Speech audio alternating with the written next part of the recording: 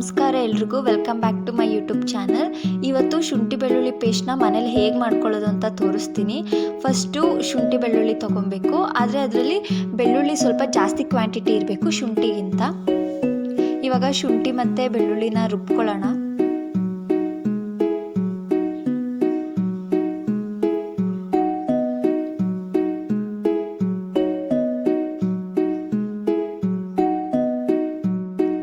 ಇವಾಗ ಇದಕ್ಕೆ ಉಪ್ಪು ಆ್ಯಡ್ ಮಾಡ್ಕೊಳ್ಳೋಣ.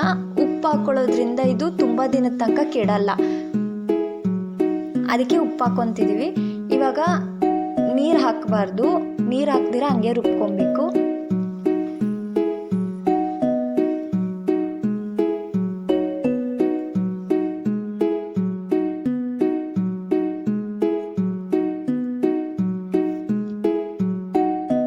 ಇವಾಗ ನೀರು ಹಾಕ್ಕೊಳ್ಳೋದ್ವಲ್ಲ, ಅದಕ್ಕೆ ಸ್ವಲ್ಪ ಎಣ್ಣೆ ಹಾಕ್ಕೊಳ್ಳೋಣ.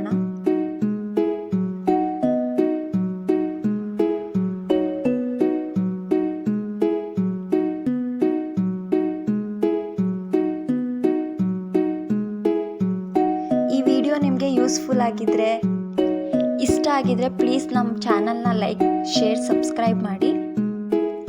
ಈ ಪೇಸ್ಟ್ನ ನೀವು 15 to 20 ಡೇಸ್ ಆರಾಮಾಗಿ ಯೂಸ್ ಮಾಡ್ಕೋಬೋದು. ಈ ವಿಡಿಯೋ ನಿಮಗೆ ಯೂಸ್ಫುಲ್ ಆಗಿದ್ರೆ ಅಥವಾ ಇಷ್ಟ ಆಗಿದ್ರೆ ನಮ್ಮ ಚಾನೆಲ್ನ ಪ್ಲೀಸ್ ಸಬ್ಸ್ಕ್ರೈಬ್ ಮಾಡ್ಕೊಳ್ಳಿ. Thank you for watching. Please ನಮ್ಮ ಚಾನಲ್ನ ಸಬ್ಸ್ಕ್ರೈಬ್ ಮಾಡ್ಕೊಳ್ಳಿ ಹಾಗೂ ಲೈಕ್